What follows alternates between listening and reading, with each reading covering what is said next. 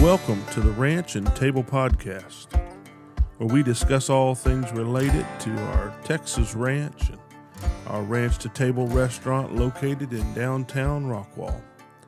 I'm your host, Lee Wells.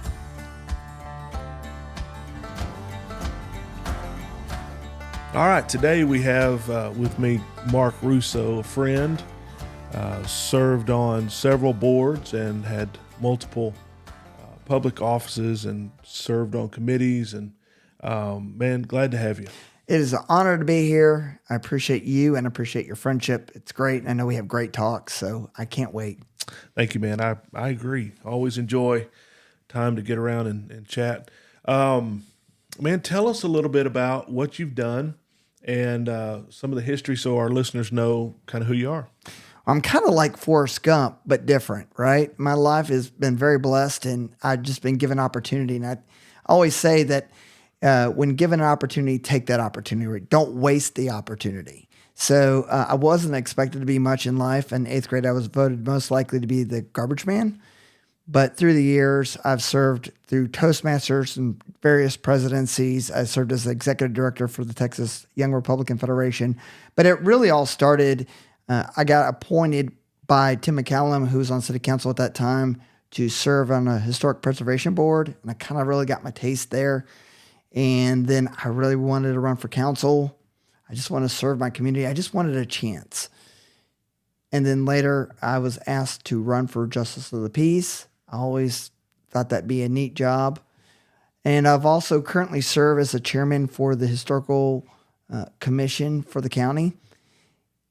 I love history. And if you don't know where you've been, you don't know where you're going. So I think it's all-encompassing. Government and history have been my two favorite passions in life, besides some other things, but like pro wrestling. But it's just great to be able to give back to others and be a servant leader. Right. And making a difference in other people's lives unselfishly. Like really helping others is what matters. Right. So you served on the Rockwall City Council for 4 years. 4 years. Mm-hmm. And then you're currently Justice of the Peace, serving a decade now, 10 years. Wow. And I will be serving my third term out for 12 and getting ready to run for re-election. Okay. Very cool. I appreciate all that you've done. And I know that we're going to talk about some things that you're going to probably be real modest about, and you're going to try not to, deflect some of the things that I'm going to try to say. But I want to just set it up by saying there are things that have come about in Rockwall because of your voice and because of your passion. And one of those is downtown as it is today. And so now we see Downtown Rockwall as a thriving, happening place. I think we're, 95% occupancy, something like that. It's hard to find a place open down there to rent or to own. And it wasn't always that way, was it? No, almost 20 years ago. So in 2006, before I was even on council, I just moved into my house and I went to 7-Eleven downtown on the square. And as I was walking back about 9 o'clock at night, a police officer goes, "Hey, what are you doing down here?" I go, "What are you talking about?" He goes, "It's closed. What are you doing in downtown?" I'm like, "Just going home." And today, no one would ask that question. Like, it's lively. There's people. People are using every part of the building in downtown. People like to be there. The history. Well, we had some good things back at Christmas time, like carriage rides and things like that, and that's disappeared. But overall, I think we're in a better place. And of course, when I got on council, we had Main Street program, but we were integral to that. But really, it was give us a chance. And there may or may not been a council member said, and never in a million years will you even generate $1,000 worth of revenue from downtown. What? That is a true statement. Wow. Well, now my kids, get out of the restaurant at 9, 10 o'clock. I don't worry about them getting in their car, coming home out of downtown, walking across the street to their car. It's a whole different place. Live music, all the businesses that we have down there, events, the downtown organizations that make things happen. It hadn't always been that way. No, I mean, it was once in a while. Like you would have like some annual events, like quarterly, like you would have that downtown market was a big change, the farmer's market. But you would have Aspasians, and that was it. And in 2004, probably to be fair, that might have been a good setup, is when we celebrated the 150 years of Rockwall. That was probably, to me, a catalyst in 2004.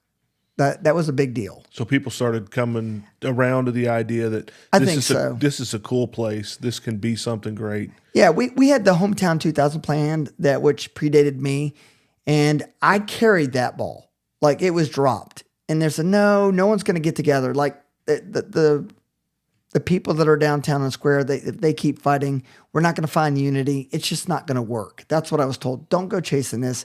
It's been failed. We tried. It will never work.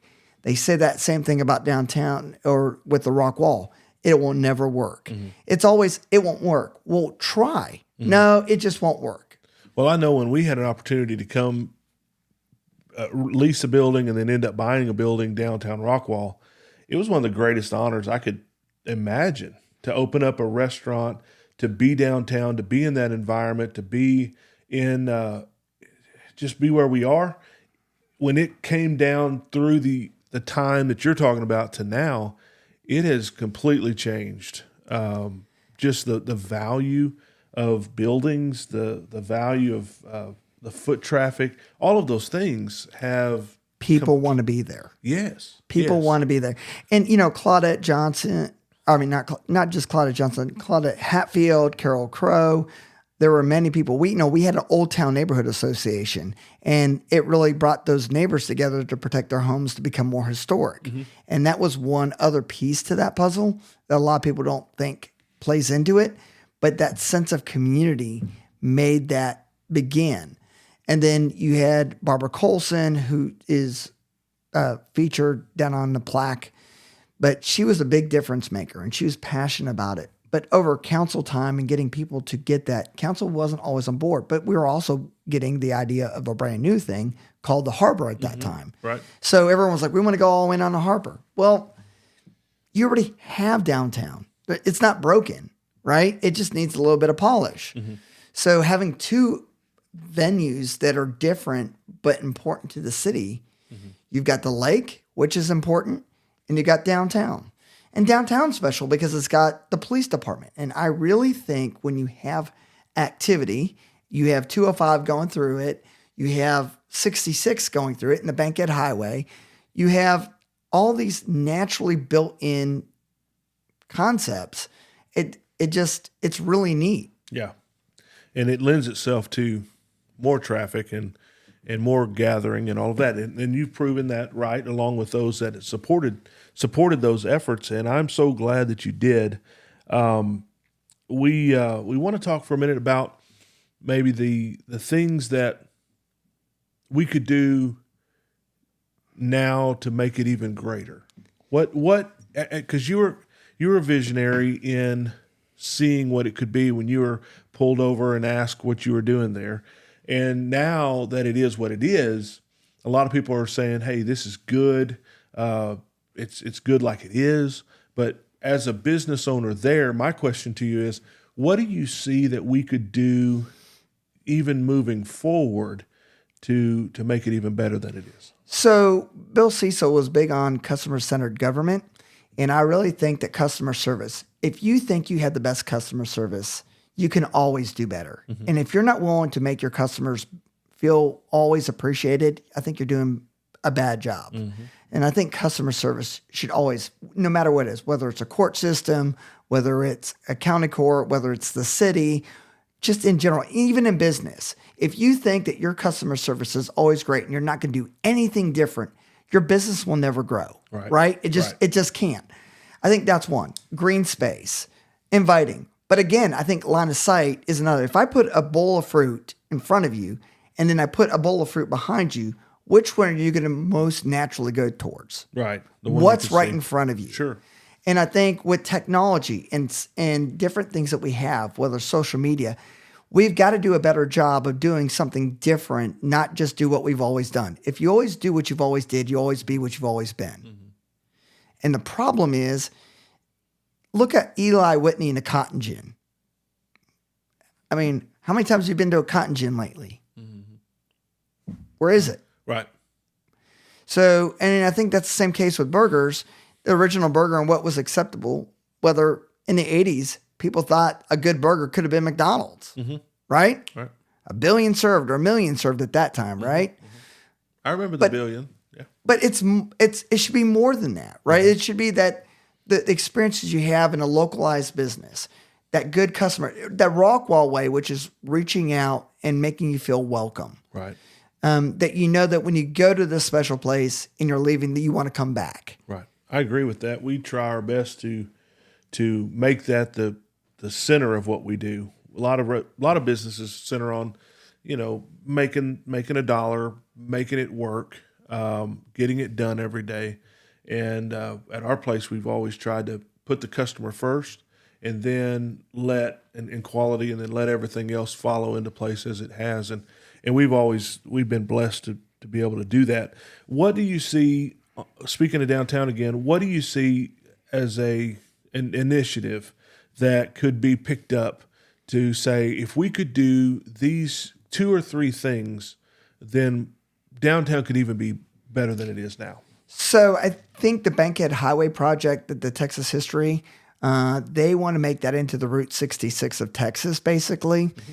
And that's a tool.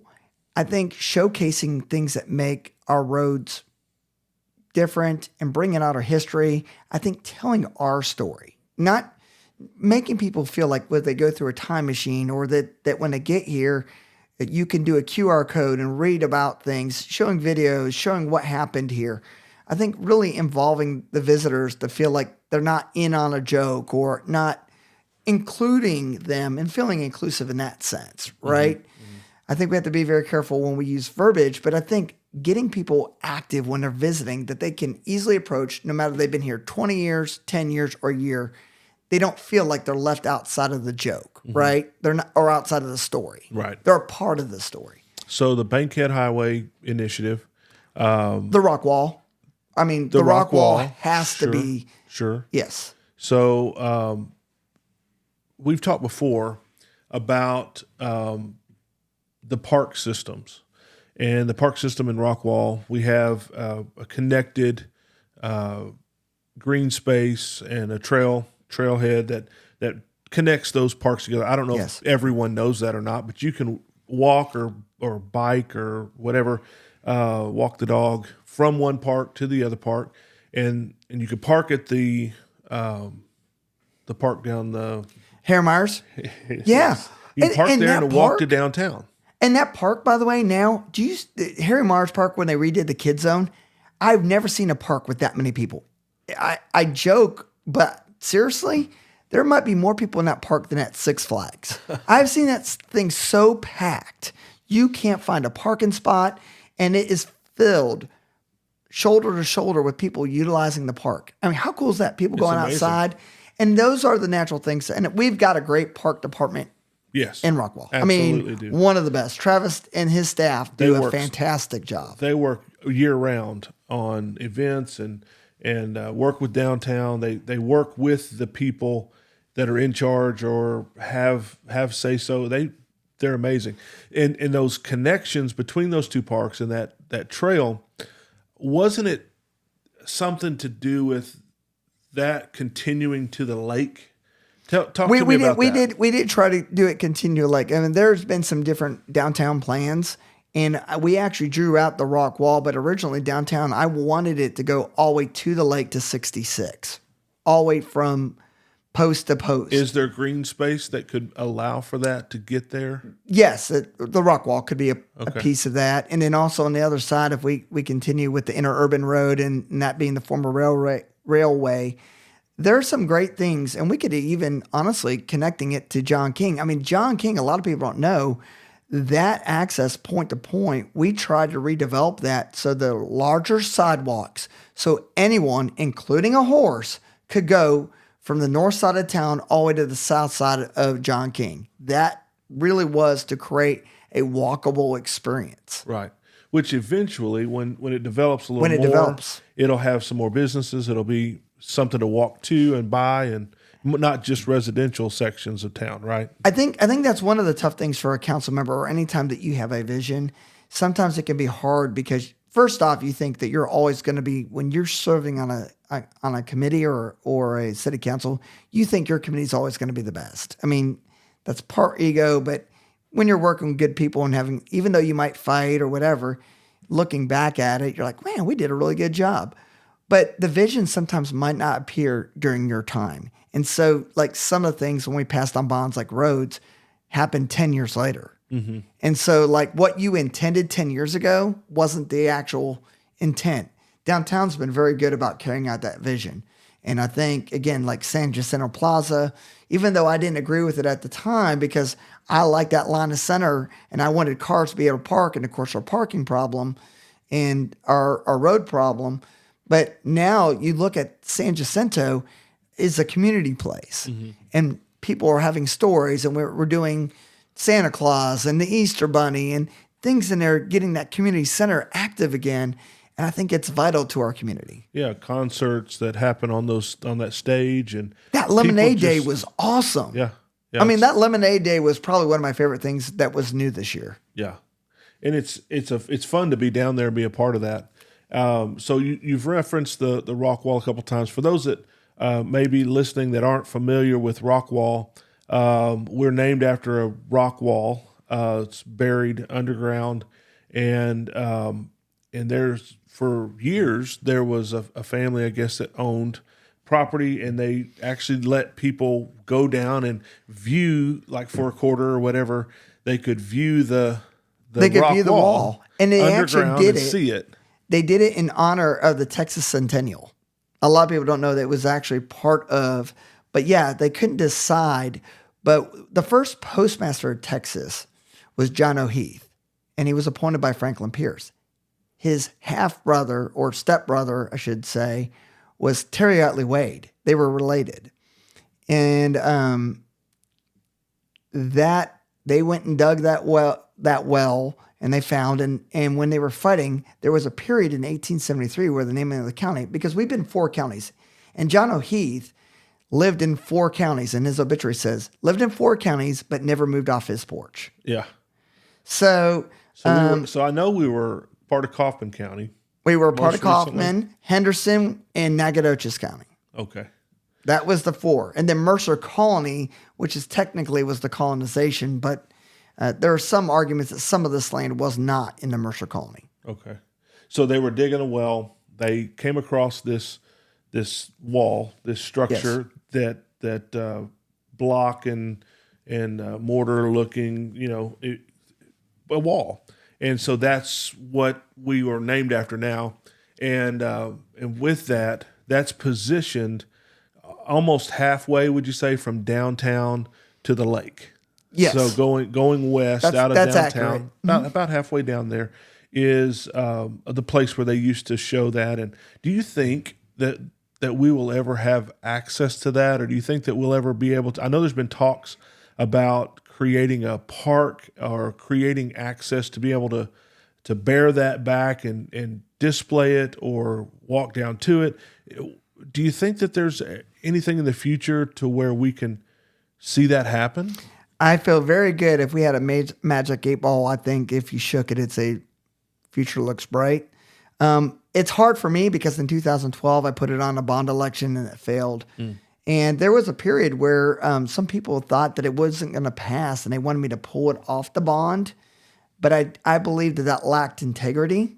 So I left it on there. What did it say on the bond? What were they voting on? They were going to vote for basically, I think it was a 3-acre park. And it was going to be a bigger project.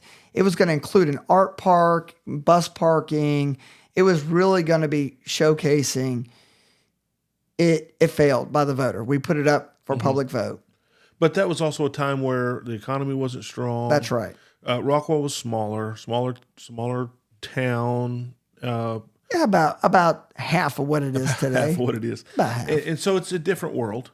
It is. We live in a different world. We live in a different economy than we did when that was on the bond.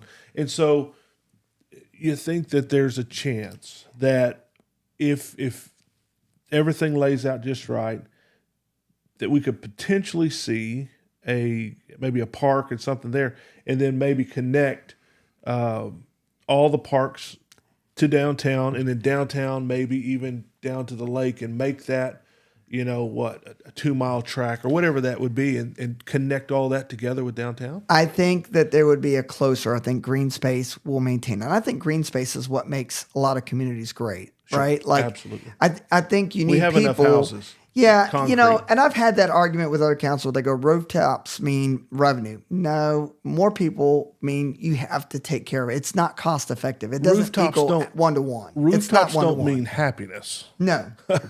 Green space can bring happiness and community and a place for people to gather and their kids play. And And that's the same with powerful. senior living. I mean, you have to understand that I want people to live and play and live here at the beginning of their life and the end of life.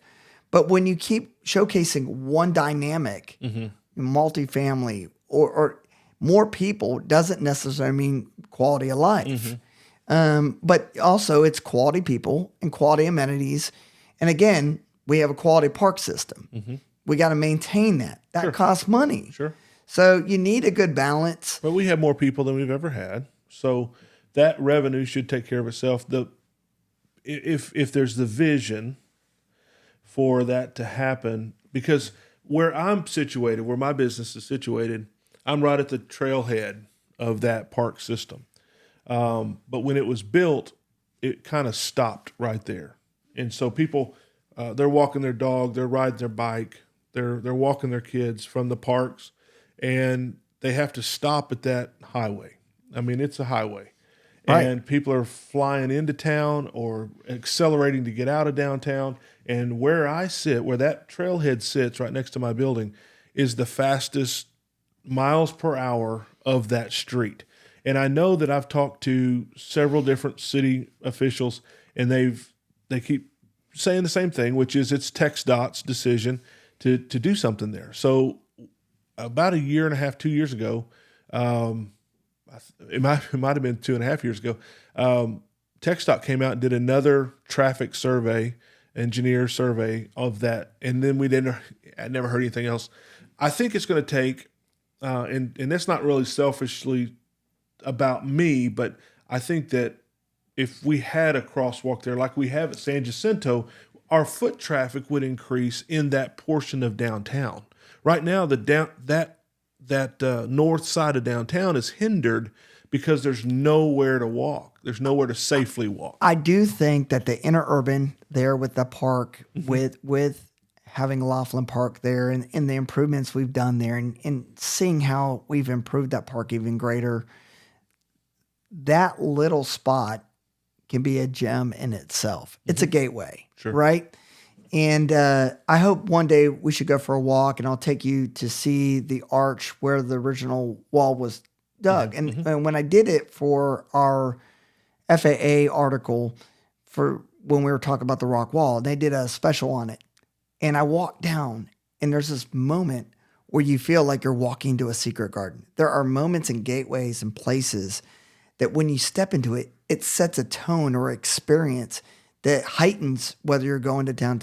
Like when you're coming out, you're like, whoa, what did I just walk into? Yeah. How cool is that? It's like you shift into another place. Yes. When you walk past downtown Highway 66 and walk onto that trailhead and you start walking into that park, or you look out the back of my restaurant and those trees in that park, you don't feel like you're in downtown anymore. No, It's you feel in a amazing. separate park. Yes. Like you feel like you're in the country again or in a place of peace. Right. Like your weight comes, and it's right there, a two-step. But it's like kind of like when you're talking about if you had country in front of you and, or even when you're crossing the bridge on 66, right? When you're going into Dallas, it's a different feeling. And I'm not knocking Dallas. That's not what I'm saying. Sure. But there's a different feeling when you see it in the rear view versus when you're going into it, right? When you're approaching that big city and you see all that in the horizon. You're coming out on the lake and you're looking up that hill at Rockwall. There's a different feeling than when you're headed out of Rockwall, headed into downtown. Yes. There's a totally different Absolutely. feel. And, and the other thing that we have as an accoutrement is those sunsets, I would say, are unmatched. I mean, I have never seen a place where no matter where you go, that sunset is perfect. You go out to whether the Hilton, in the harbor, or downtown, that lake, that refraction or that reflection is to a point where it takes all your stress away. No matter how bad your day was, for that moment at sunset, It's amazing. I'm good. Yeah, it's amazing. Right? As a kid coming out of Dallas, coming back, we lived in Greenville Cattle Mills. Well, we lived right here on the ranch where we're doing this today. We come back through Rockwall and cross the bridge. I remember as a kid when the water was real still, the lights on all around the different banks, depending on where you look, it almost looked like a cliff dropping off. When the water is really smooth, it looks like it's a pit or it's a water that just goes forever. And I remember thinking, as a young kid looking out the window thinking, man, that is cool. How did we get that here? Like you would think that would be something you would see at an ocean or feel, at a big mountain range or something. But I remember growing up coming back into Rockwall thinking, that is the coolest thing. And to be close to the house is an amazing. And so I want people to experience that out of downtown. The harbor's a great project. We can talk for a second about that. The harbor had a rocky start, but I think it comes back to having good business. And if you can have successful businesses that are doing a great job, it can pick up and run that area successfully. I mean, some of these guys, Sideways, and some of these guys that are down there, I shouldn't have started naming names, but the nice Italian restaurant there, the steakhouse place. Oh, Sear, yeah, that's a great place to eat. I wasn't trying to name names. I know. I'm sorry. Well, these are not paid advertisers, so they're just friends of ours who are doing a great job. They're doing a really good job of elevating the environment down there. The view is amazing. Right. The facilities are amazing. They're kept up nicely now. The city's done a great job. The Hilton is beautiful. I mean, it's a great place to have events, and it adds so much to the community.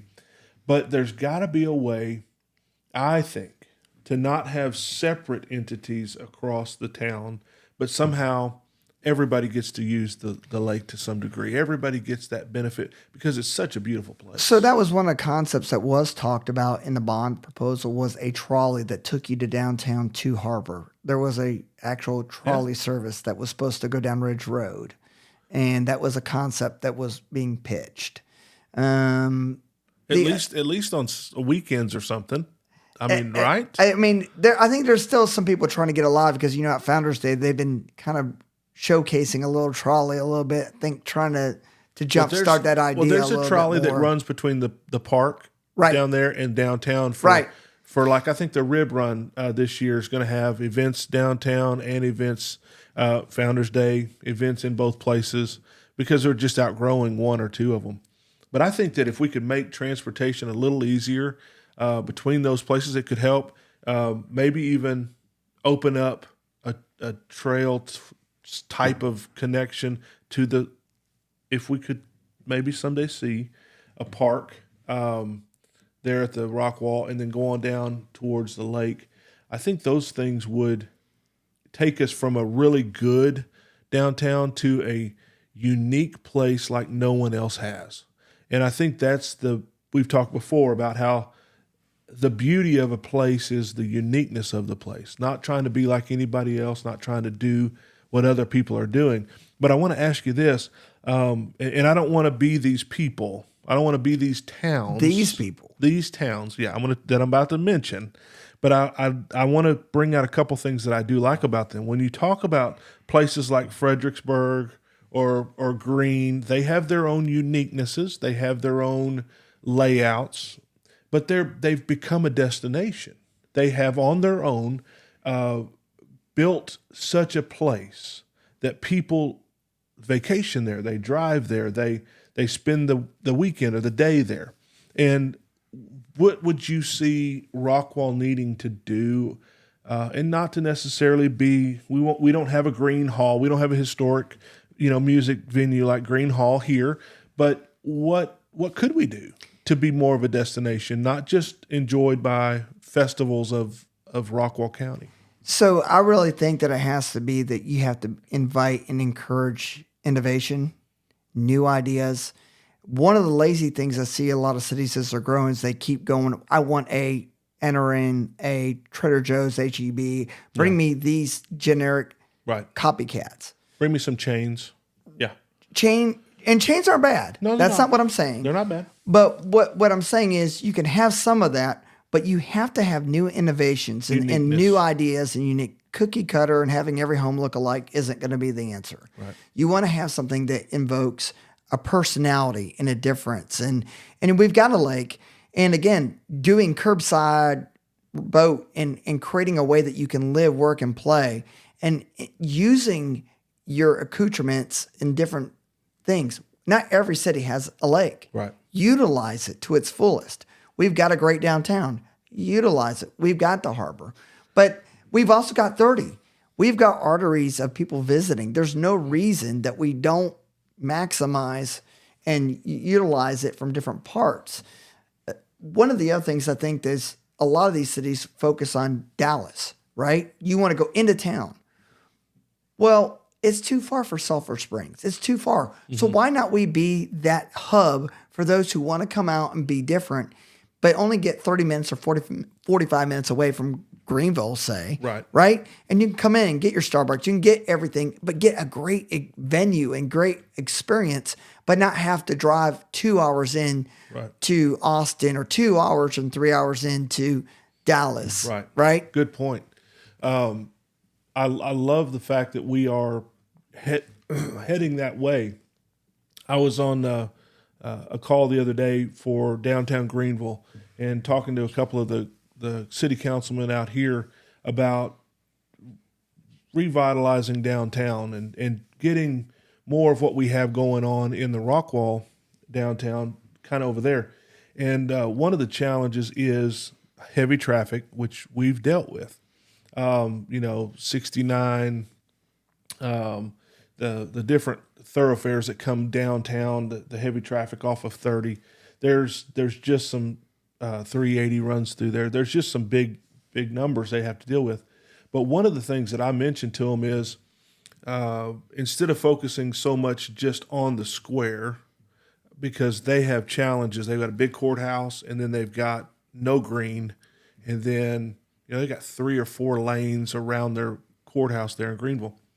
And then the hope is to maybe step out another block and do something different than someone else. The cool thing about Sulphur Springs, they took a whole different side of their town. They kind of stepped away from their central square and built a green space and a memorial, and they're thriving. I mean, they've done a great job out there. Well, I think going back to downtown that way, that Zanata's, I don't think we would be where we're at today if it wasn't for Zanata's. Right. All right? But it used to be downtown was basically 2 blocks. So then you get bin 303. That when you go down Olive Street, that extended out. That was originally single-family homes. Right? And there was some pushback about, hey, why are you letting a restaurant? Well, that expanded it out, to your point, right?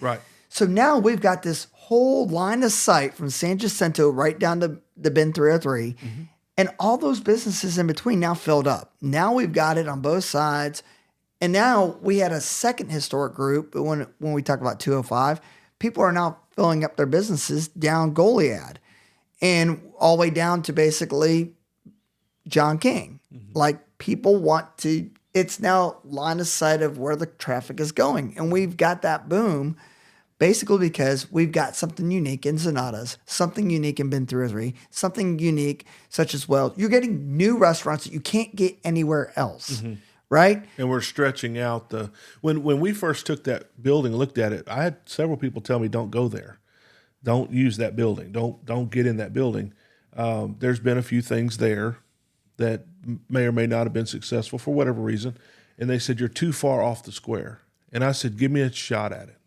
And now what we've been able to see is we've kind of filled that corner up with business.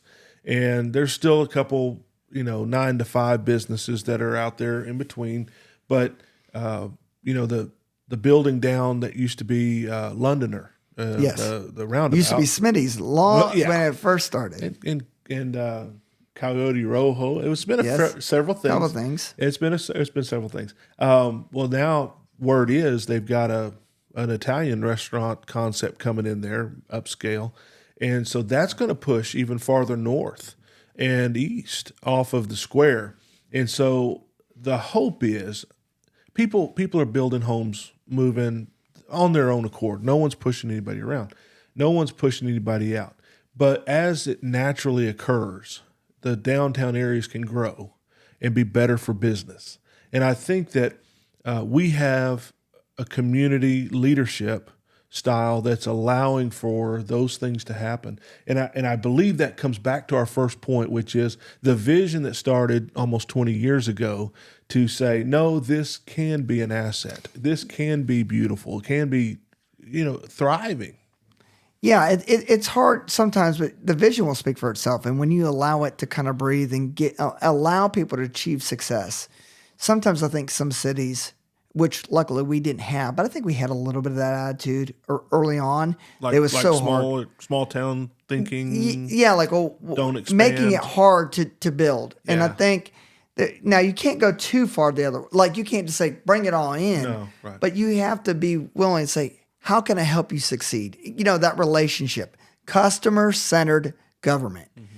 You need that. I really believe that. And you're going to hear me say that a lot. But having customer service to me means how you treat your friends, how you treat your government, how you treat everybody. It's relationships. If you don't have good relationships and you're not talking honestly, give everyone an opportunity. If it's required that you build something, tell me. But don't wait till I start spending hundreds of thousands of dollars and go, oops, you forgot. Right. And then make me build a firewall or whatever, sprinklers or whatnot. Allow me to succeed. Tell me what I need to succeed. Help me succeed. And then let me see if I fail or not on my own. Right? Absolutely. Just make sure the game is consistent. That's all I'm asking. Right. And I think that's fair. That's all that we can ask for. This will be maybe my last question on downtown, but when you were talking about the vision that it could be what it could be, what were some of the roadblocks that came up that said, oh no, I know you had naysayers that said it's not worth anything, but what were the roadblocks that came up that you said we can get over? I think that originally when the vision, there were some people about the community center, I think relocating, I think there were some things about moving the police station and making Airport Road in that area the center hub, which is still good down the road. I think there's some logic in that, but I think it's just change. I think anytime you talk about change, that's too much work. Sure. One of the things I probably was disappointed on, which isn't downtown, is getting a road off of going onto Horizon instead of getting off of the road. They wanted to put a road to get onto 30. And I'm like, why would you do that? We're showcasing the harbor. Why are we not getting off there? Because if you miss it, if you miss that exit, you're going 4 miles. Yeah. 2 miles out and 2 miles back. Yeah. So for those that are listening, if you're talking about coming into Rockwall from Hunt County or coming east to west towards the lake, if you miss Ridge Road, that is a last stop until you get on the other side of, you get all the way down to Dow Rock. And that's it. You have to go make that 4 mile trek to come back. I wish there could have been a sign that says, if you don't exit here, you got a gallon of gas, you're going to lose. Right? Because you got to go all the way back. Next gas station, this many miles, like you're in the desert. It's like that sign I saw once in Florida. If you don't get gas now, you're stranded. Yes. Right? Yes. So your idea was to make that an exit instead of an entrance. Yeah, to get an exit. There was, and we haven't had either one yet, but there was supposed to be an entrance getting onto 30 right there at Ridge Road by the Steak and Shake. Okay. There were supposed to be, instead of Horizon. So I was like, why not make that an exit so we can get off at Horizon? We're focusing on a harbor now. That makes sense to me. Mm-hmm. And apparently that was not the majority thinking. Okay. But And then, but now I think more people would say that more now. But those are things that just happen, right? I mean, and looking at the harbor, and I bring that back. But when you have a flat piece that you can overlook the lake atop of the hill there with downtown, it's good. But the harbor, it's at a grade.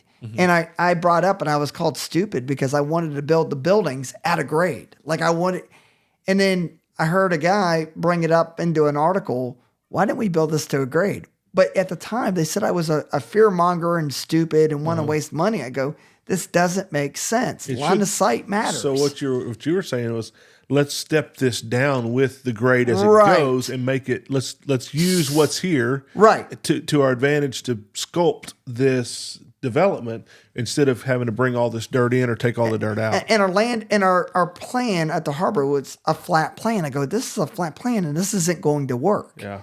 And so some other architects brought that up 10 years later, which I laughed and chuckled. I called them. I go, hey, good idea. Good idea. 10 years later.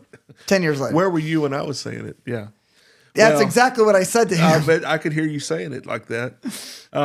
Man, I tell you, we see so much good in Rockwall. There really is. Of course, there's good and bad everywhere. But my desire in where I'm at, and then those that I affect, is to move from good to great. Jim Collins wrote a book several years ago, one of my favorite books, Good to Great. And that's one of the only books I've ever read cover to cover with a highlighter, making notes as I went. I mean, that's how much I just saw the value in that book when I picked it up and started reading it.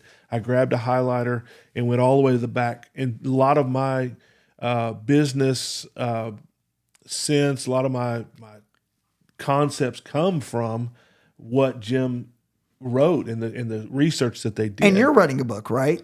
I am writing a book. I talked to a publisher today. I'm picking a publisher, and it's not Brown Books, is it? No, we'll see who it's going to be. Haven't picked one. It's going to be one of those big ones, like with a penguin on it or something. I don't know. I'm not. I don't have enough followers for that. They don't. You don't know. To me. They won't talk to me. You know, Doug Kaufman had a book, and he started out with one, and they said he would never do it. And if have you met Doug? I know Doug. Doug is awesome. Yeah. And he'll ask him the story about being books.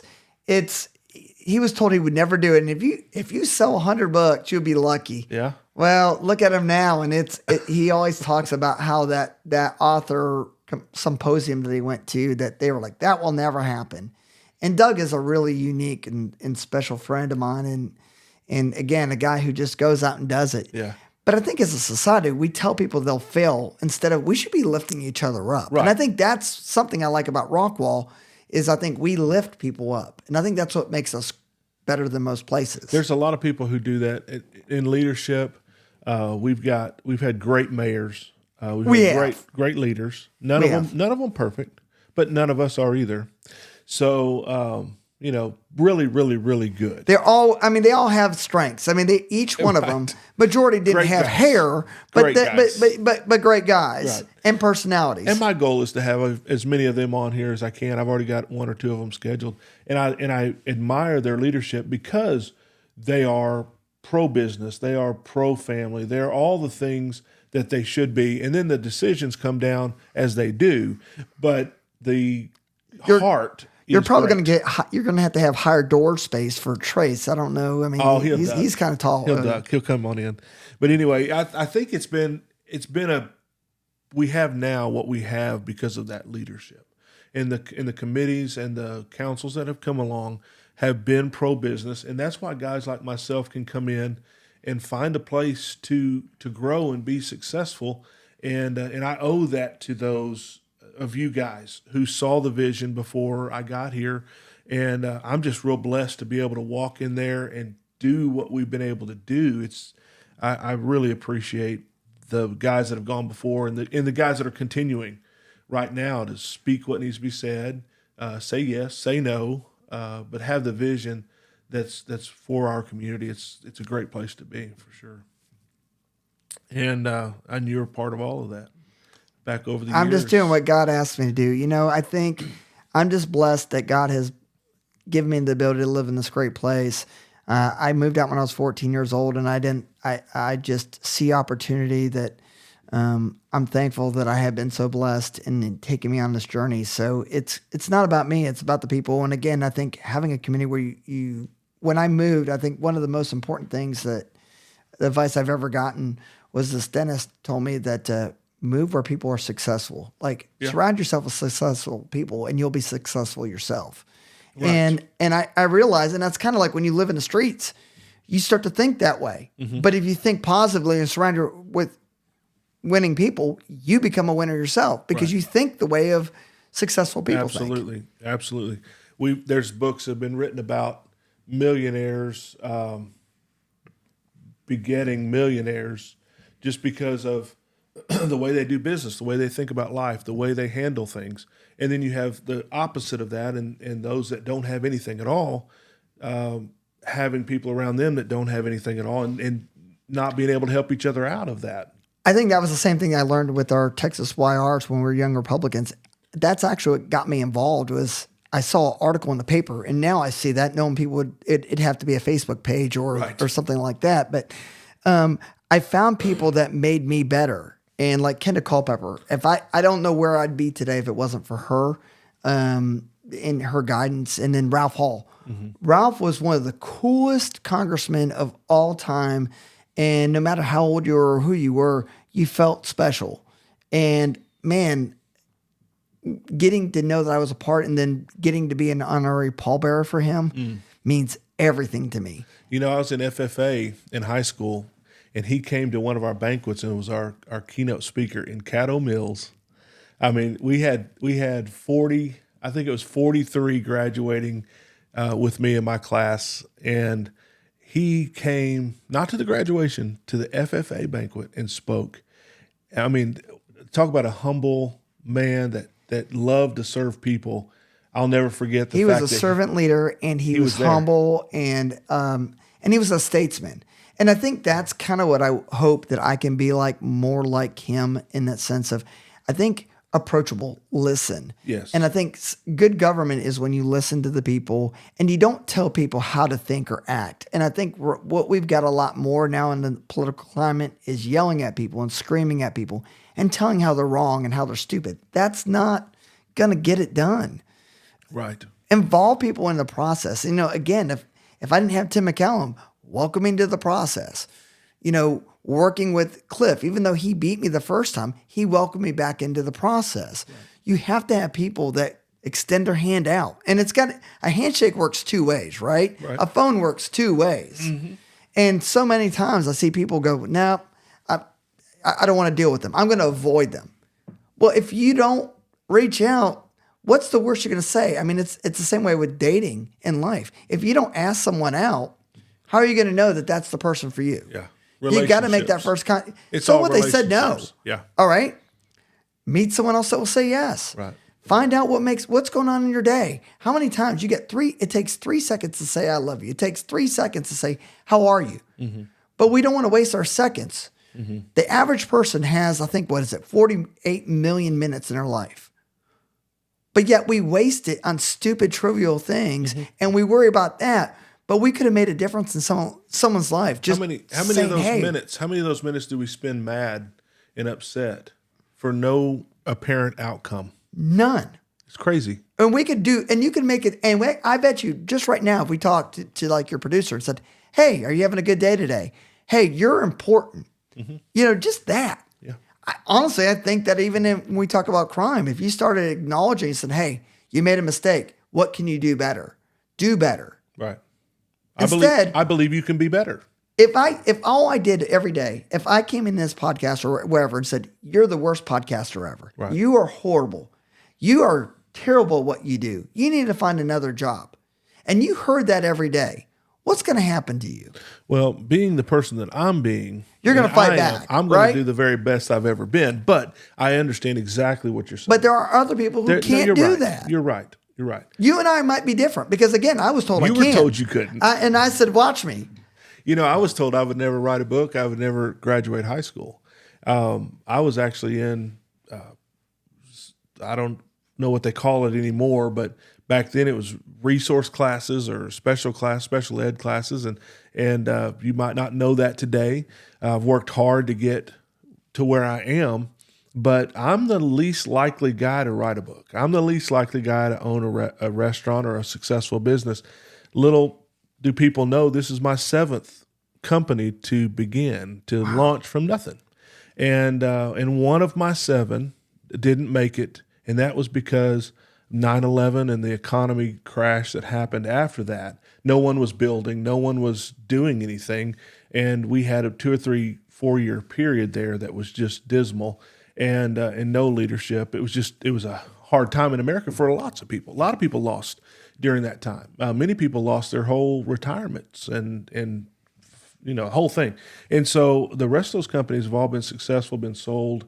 I sold one of my last companies to start the restaurant that we're in now. And so, it doesn't really matter what people say, as long as you don't have that opinion. Deion Sanders said this last week or a couple weeks ago, he said, I don't necessarily care what you say about me because I don't believe it about me, or something to that effect. But an encouraging word is all some people need all day. That's all they need to get through a day. And there's people like yourself that are encouraging. I was talking to a friend earlier today about another common friend that we have, and they said he is the most encouraging guy that you'll ever meet. And when his name's Philip Hatfield. When you know Philip, he's the most encouraging guy you'll ever meet with one leg. But there's some people that don't feel comfortable, and he is. He's encouraging, but again. Genuine. But I can't control I can't control how you think of other people. I can only control what I can. Right. I can only be me, right? Sure. And so I'm not going to let people steal my joy. Right. I'm not going to let people tear me down. Right. Again, watch me. And that was said. I mean, when I was on that historic preservation board, I wanted to get on council. I actually applied twice, and someone said that boy will never be on council ever in his life. Yeah. But here I am. Yeah, 4 years. I didn't worry about it didn't happen overnight, but I think the testing of what you have, and I think when you give all things up to God and you trust in his plan and you believe in yourself and you have faith in him, and I think when you have faith, that matters, absolutely. Right? Because he'll provide. And that's what I really truly believe, is that he will provide those things that you need. You might not get what you want. And sometimes I think when we pray for stuff, right, it isn't necessarily what you want, but what you need. Well, it's kind of like when we have kids and they're asking for everything in the store. They're not getting all that. Your kids didn't get everything? Absolutely. My kids get everything. Absolutely not. And that's the way it is with our prayers. I mean, he's looking at us saying, you absolutely do not need that candy bar before supper. You do not need whatever it is. And so a no is fine with me when it comes to prayers. I mean, that's why God gave me a face like this, because clearly it's not a good one to look at. So he gave me a personality instead. See, well, as we wrap up today, man, I want to do this little thing that we do. Okay. It's called Rapid Fire. And I'll let you go first. You can ask me. Of course I'm going to go first. 3 questions. And I'm going to do my best to answer those 3 questions. And then I'll turn around and ask you 3 questions. So you go into eternity, you can only have one meal the rest of your, till eternity. What is that meal? One meal. That's all I can have. Yep. And it's the same meal every day. I think it's going to have to be, a hamburger. As generic as that sounds, I eat a lot of hamburgers. Now this is not my question, but can I play Tuesday for a hamburger today? Sorry, I couldn't resist. You can have it Tuesday when you pay for it. Okay, good. Next question. If there was a song about your life, what song would most aptly describe your life? What song would describe my life? Probably The Gambler. Gambler. Kenny Rogers. Would you know when to hold it and fold it? That's the part. You have to know when to hold them. You got to know when to fold them. Do you know when to walk away? When to run. I'll tell you real quick. today we got this crazy cow out of the woods. We haven't seen this cow in 6 months. And my guy that works for me out here, he got her on the end of a rope, and she was in the woods. The horse was outside the woods. He had to put 2 ropes together. She had 40 foot or plus of rope, and this cow is looking at him from in the woods. And I said, well, let me just jump out, and I'll walk around and push her out from behind. Well, she was a little upset. You ever seen at a bull riding, when the guy comes off the bull out of the chute, or when they come off and then that bull turns around and tries to eat his lunch? Yeah. Uh-huh. Well, when she saw me, she headed right through the middle of a bunch of branches of a cedar tree, and she was breaking the limbs, and she was coming at me. So I jumped back out of the sight, and I said, you get ready. I'm going to come around in sight, and she's going to see me, and get ready because she's coming. Well, I step into sight, and it wasn't half a second, and here she comes full speed at me, full speed. I mean, she's hot. She was on pursuit, and I took off running as fast as I could, and I felt that hot breath against my back as I turned just a little to the left, just to kind of step away, and she, at that time, the rope caught and was able to pull her head away from me. And my guy said she was probably an inch, her back end was probably an inch from me whenever he spun her around off of me. And so, yes, know a little bit about when to run. Well, third question. Okay. And so your book is going to become a movie. Who plays you in the movie? As what age person? Oh, see, now you're being technical. I was going to say, I guess baby you and an old man you. Okay. Baby me. That's 2 questions, but okay. Baby me. There's a family that lives right behind the restaurant, and I should know their name. I'm sorry, I don't. Baby you. Baby me is their oldest son. He's an adorable. We'll call him Little Lee. Little Lee back there, and he rides his tractor across the yard, and they play out there. That him and his they have a younger maybe a sister, and they're playing back there in the backyard together. And he's got sandy blonde hair. I had that when I was young, as a baby, and I think he would play me as an old man. I guess it'd have to be Kevin Costner. Yes. Oh, jeez. I was going to say the guy from Eastbound and Down, that guy. I could see him being a great burger guy. I don't know. I was thinking on the back of a horse is what I was thinking. All right, here's you ready?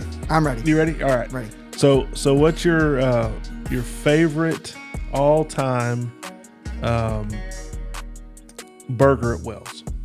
So it would be the Russo burger, technically. I don't have that anymore. But you said all time. Okay. You're talking about technicalities. Okay. All right. So there was a burger, and it was the Russo burger. Yes. Which was the German brat and the burger. Yes. But now it would be a hot dog. Yes. Which were good hot dogs. So would you say the German burger today? German burger today. Yeah. Yes. With the sauerkraut, bacon. Yes. Spicy mustard. Spicy mustard always wins. Grain mustard is, I don't know, there's something about grain mustard that just is, that flavor is just, it's like kind of you eat it and bite. Just pop. Yeah, that bite. A little bite. Mm-hmm. All right. So that was first question. Second question, what is your favorite pastime? Favorite pastime, pro wrestling. It's a big deal. It made an impact. I had a friend who passed away in the 6th grade of bone cancer. His name was Joel. And Baron Von Raschke and Georgia Animal Steel made him feel special because he was losing his hair. As you get older, I've been to 5 WrestleManias, been in the ring myself. I have a cruiserweight championship. It's just Pro wrestler Mark Russo. Yeah, and his first name's Jimmy, last name. We'll just leave it at Jimmy. Jimmy? Yeah. All right, here's the last question. This is the hard one. Okay, I'm ready. The Rockwall of Rockwall. Yes. Sounds like the I'm focusing. Rich man of Richmond. The Rockwall of Rockwall, man-made or naturally occurring? Man, well, I'm going to say combination of both. So the answer to me is I think that it is naturally occurring. No one, I don't think argues it's rock. I mean, I think that's where when I talk to the historic preservation people, they're like, it's natural. I know that. But I think that there was an older civilization, I do think, chiseled it and manipulated it to make it work. I mean, Pueblo Indians did it. And if you look at paleontology, where Rockwall was surrounded by water. We were an island at that point in some of the old maps. So I really believe that this could have been along that line of where we could have seen more water. And is there any truth to, this is kind of just on that same subject, but is there any truth to the skulls or giants or any of that? Is there anything to that? Because that comes up in the same conversation. Like how about them burgers? Have you ever had a burger? I mean, as an ancient civilization, I don't know. I mean, if I drank Miracle Brew and I didn't grow, so I don't know. I all I know is what I know. I see the lines. I see it. I think there was something there. Giants. There's supposed to be skulls or something found here. Yeah, but where You're is the it? Historical man.